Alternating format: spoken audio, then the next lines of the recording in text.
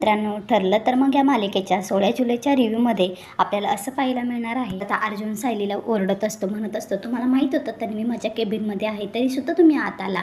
आपण एवढं विचार करून ठरवलं होतं, तरीसुद्धा तुम्ही या प्लॅनिंगची वाट लावली.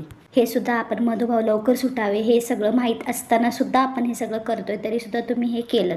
आता जर तन्वी खरं नाही बोलली तर सगळी जबाबदारी तुमची असेल, माझी नसेल. आता सायली रडत असते. हे पाहून अर्जुनला कसं तरीच वाटतं.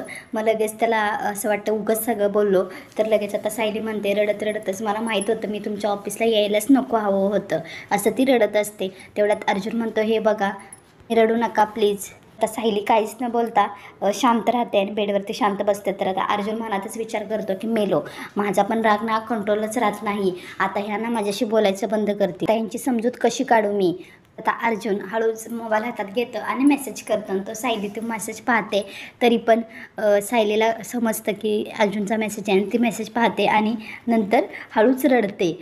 ते मेसेज हसते आणि ठेवून देते साईडला मोबाईल आणि पुन्हा रडत असते. अर्जुनला पुन्हा हे वाटतं की आता काय करावं म्हणून तो विचार करत असतो. अर्जुन एका पेजवरती सॉरी लिहितो, स्माइली काढतो आणि शुक करून मिसेस सायली इकडे बघा असं म्हणत असतो आणि ते सॉरीचा बोर्ड सायलीला दाखवत असतो. तर आता सायली तो बोर्ड बघते आणि सायली हसत असते मनातच, परंतु त्याला असं दाखवते की मी खूप रडत आहे आणि परत अर्जुननं पाहिल्यावर पुन्हा रडायला चालू करते. पुन्हा अर्जुन कान पकडून सॉरी ना प्लीज सॉरी असं म्हणून तो कान पकडत असतो. तर सायली रडतच तिथून बेडवरून उठते. तिकडे साक्षी नागराजला म्हणत असते, प्रियाला सांभाळणं हे सर्वस्वी तुमची जबाबदारी होती आणि पहिल्यापासून तुम्हाला हे जमलेलंच नाहीये आणि बघताय ना तिचं आता वागणं, अशीच वागत राहिली ना एक ना एक दिवस ती आपल्याला डिस्ट्रॉय करेल ही मुलगी. नागराज म्हणतो, तुमच्यापेक्षा जरा जास्तच चांगलं कळतंय. तर नागराज म्हणत असतात की 24 तास माझ्या मागे फिरते, काय करते काय माहिती.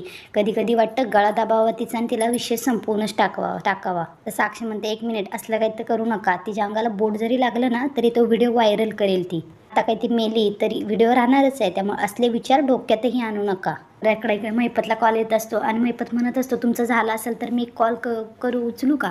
तर आता इकडे महिपतला कॉल आलेला असतो आणि महिपतचा तिकडून कॉलमधून म्हणत असतो एक माणूस की तूच बोल, मी इन्व्हेस्ट केलेले पैसे तू कधी देऊ शकतोस. जेलमध्ये होतास त्यावेळेला मी तुझ्या मुलीला खूप सूट दिली, परंतु आता मला व्याजासकट सर्व रक्कम परत पाहिजे. आता तिकडून फायनान्सर बोलत असतो की मी खूप वेळ दिला तुला महिपत, किमान तुझ्याकडं ना मी आता समाजसेवा करायला बसलो नाही आहे, मी तुला किमान पुढचे ना 48 तास देऊ शकतो.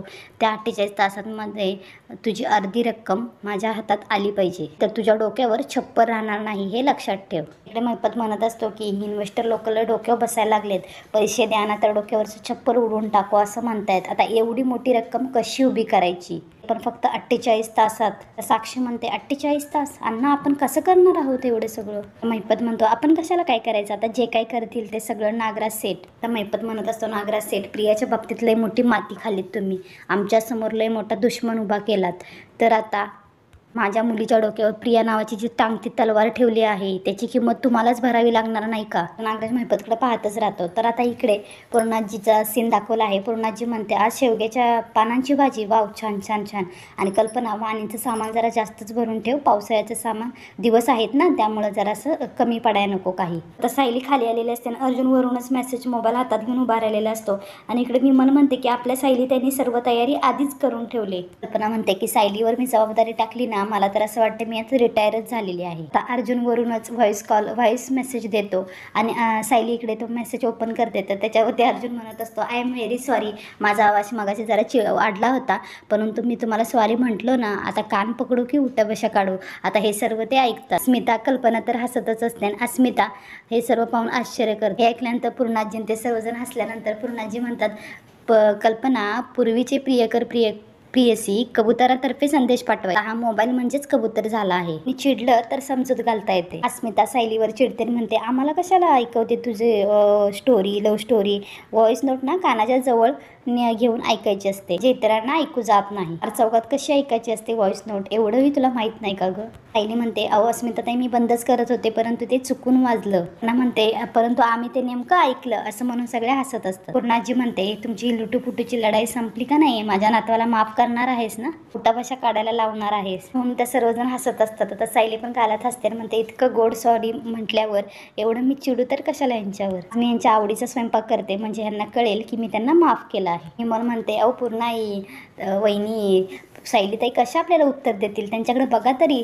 सायलीताई लाजून लाजून लाल झालेत. इकडे अर्जुन म्हणत असतो मिसेस सायली स्माईल करतात, याचा अर्थ त्यांनी मला माफ केलं. इकडे महिपत म्हणत असतो की मला नको ते पैसे, ते सगळे पैसे इन्व्हेस्टरला पाठवायचे. तर आता नागराज म्हणतो मी. तर आता इकडे महिपत म्हणत असतो मग कोण? किल्लेदारच्या फॅमिलीची सुपारी दिली कोणी?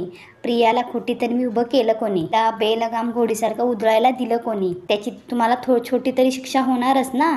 मग आता नागराज म्हणतो अशी किती मोठी रक्कम आहे? तर आता तिकडे हे महिपत त्यांच्याजवळ जातात तर म्हणतात की एवढी टेन्शन नका घेऊ, खूप किरकोळ रक्कम आहे, फक्त 22 कोटी. नागराज हसत म्हणत असतो महिपत काय बोलतोय, 22 कोटी?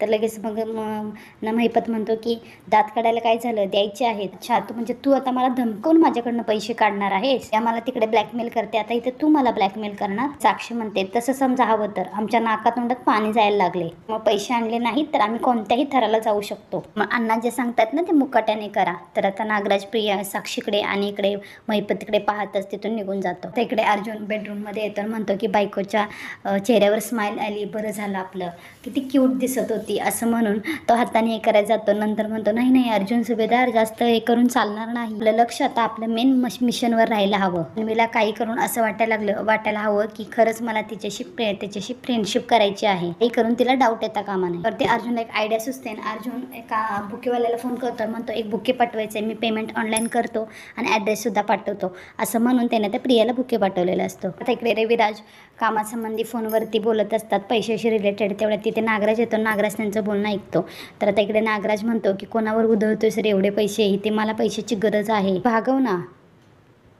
तुझ्याकडे एवढी रक्कम मोठी मागायची कशी मी आता हिंमत करायलाच लागणार आहे असं म्हणून आता नागराज रविराजकडे येतो. नागराज रविराजशी बोलणारच असतो, तेवढ्या दाराची बेल वाजते. तर लगेच मग रविराज म्हणतात थांबा, 1 मिनिट थांब, कोणतं आले असं म्हणून बाहेर रविराज बघतात तर एक बुके आलेलं असतो आणि त्याच्यावरती तन्वी लिहिलेलं असतं. तर रविराज म्हणतात तन्वी, पाठवणाऱ्याचं नाव नाही दिलं. तन्वी खाली आल्यानंतर ते बुके घेते आणि इकडं रविराज तिला विचारतात की तुझ्यासाठी हे बुके आले आहे ना, कोण आहे ग निनावी तुला बुके पाठवणारा? तर इकडे आता तन्वी मनात विचार करत असते की अरे हा अर्जुनला मी मेसेजचा रिप्लाय देत नाही, त्यामुळे त्याने माझ्यासाठी बुके पाठवलं आहे. आता प्रिया विचार करून म्हणत असते बाबा पाठवणारा नाही आहे, पाठवणारी आहे, थांबा 1 मिनिट असं म्हणून आता हळूच रुचाला फोन करते आणि म्हणते तू बुके पाठवला आहेस का? बरं, अरे मी तुझी असाइनमेंट कंप्लीट करून दिली म्हणून काय झालं? आता इकडे प्रियाचं नाटक चालू होतं की डिनरसाठी ती बोलत असते की डिनर, तर म्हणत असते प्रिया की माझे बाबा नाहीत पाठवणार डिनरसाठी, तर तुम्ही एन्जॉय करा ना, क्लासमध्ये भेटूच, बाय असं म्हणून आता प्रिया फोन ठेवते. तर इकडे रविराज म्हणतात की डिनरला जायचं आहे. तर लगेच प्रिया म्हणते हो, माझे सगळ्या मैत्रिणी ना रुच्याच्या घरी जाणार आहे डिनरसाठी, परंतु मी नाही जात आहे. मला माहिती आहे आधीच तुमचा विश्वास उडाला माझ्याकडून, आता मी काही नाही मागणार. बाबा माझ्यासाठी रुचा नाही तर तुम्ही महत्त्वाचे आहात. इकडे नागराज मनातच विचार करतो ही रुचा कोण आहे, दादाला फसवायला नवीन रोज कॅरेक्टर जन्माला घालते ही. रविराज म्हणतात की घरी बसून राहा, म्हणजे घरातून कुठंच बाहेर पडायचं असं नाही ना. तर रविराज म्हणतात की तू जा मैत्रिणीकडे, परंतु जाण्यापूर्वी ना त्या मैत्रिणीचा फोन नंबर तेवढा देऊन जा.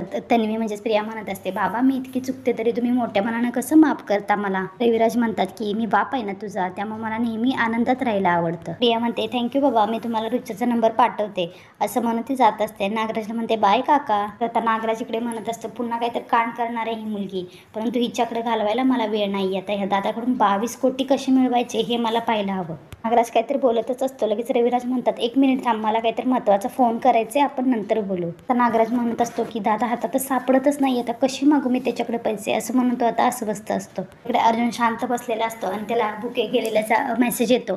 तर आता इकडे प्रिया अर्जुनला फोन करते आणि म्हणते की हाय अर्जुन, तर मला ना कोणीतरी निनावी बुके पाठवला, प्रेमाने पाठवलं असं दिसतंय, कुणी पाठवलं असेल रे? अर्जुन म्हणतो अरे मीच पाठवलंय बुके. अर्जुन म्हणतो अरे तू मला काही रिप्लाय देत नव्हतीस, कॉल घेत नव्हतीस, मी हट झालो होतं ना म्हणून. म्हणते मी घरी आले ना, तुझा मोबाईल बघितलाच नाही, त्यामुळे मला तुझे मिस कॉलही दिसले नाही. प्रिया म्हणते आज आपलं बोलणं अर्धवट राहिलं ना रे. तर लगेच इकडे अर्जुन म्हणतो की सायली अचानक ऑफिसमध्ये आली ना, त्यामुळे ते आपलं बोलणं अर्धवट राहिलं. तर आता इकडे प्रिया म्हणते हो ना, तुझ्या ऑफिसमध्ये सतत कोणी ना कोणीतरी येतच असतं, पण अशा ठिकाणी भेटायला हवं जिथे आपल्याला कोणीच डिस्टर्ब करणार नाही. अर्जुन म्हणतो म्हणजे कुठे? प्रिया म्हणते मला एक रेस्टॉरंट माहिती आहे, तिथे आपल्याला कोणीच डिस्टर्ब करणार नाही, तर आपण डिनरसाठी जाऊया का तिथे? आता अर्जुन मोबाईलमध्ये पाहतो, घड्याळ पाहतो, म्हणतो हां भेटूया ना आपण. तर आता इकडे प्रिया म्हणते ग्रेट, मी तुला लोकेशन पाठवते. प्रिया लाडानीच बाय म्हणत असते. तर इकडं अर्जुन रागातच बाय सी यू सून म्हणून फोन ठेवते. इकडे प्रिया स्वतः खुश होऊन विचार म्हणत स्वतःशीच बोलत असते की सुभेदारांच्या घरातलं एंट्री तिकीट मला मिळालेलं आहे. त्यामुळे सुभेदारांची किती प्रॉपर्टी असेल, लाखोंची, करोडोंची, की त्याच्यापेक्षा जास्त, करोडपेक्षाही जास्त अर्जुन सुभेदार. आता मित्रांनो पुढील भागामध्ये आपल्याला असं पाहायला मिळणार आहे की प्रिया आणि अर्जुन आता कॅन्डल लाईट डिनरसाठी गेलेले असतात आणि इकडे प्रिया अर्जुनला म्हणत असते आपण एकत्र आहोत त्यामुळे तू फोनसुद्धा रिसीव करणार नाहीस ना. असं म्हणून आता अर्जुन तिचा फोन, सायलीचा फोन असतो, कट करतो आणि यस म्हणून हे करतो, साईडला मोबाईल ठेवून देतो. तर आता इकडे सायली म्हणत असते की माझा फोन हे कट का करताय. इकडे अर्जुन म्हणत असतो आपली फ्रेंडशिप ना खूप आधी व्हायला हवी होती, परंतु ही आश्रमाची केसमध्ये आली. इकडे प्रिया मनातच विचार करते हा केसचा विषय का काढतोय, हा केसचा ना, ह्या कॉन्ट्रॅक्ट मॅरेजशी नक्कीच काहीतरी संबंध आहे. इकडे सायली चिडलेली असते, म्हणते एवढा काय जोरदार डिनर चाललाय तिकडे, हा फोन कट करत आहे ना, अगदी 3 सेकंद सुद्धा बोलायला माझ्याशी वेळ नाही. असं म्हणून सायली पुन्हा कॉल करता. अर्जुन फोन कट करतो आणि इकडे प्रिया विचारत असते महत्त्वाचा कॉल दिसतोय. त्याच अपडेटसाठी आपल्या चॅनल लाईक, शेअर, सबस्क्राईब करा. धन्यवाद.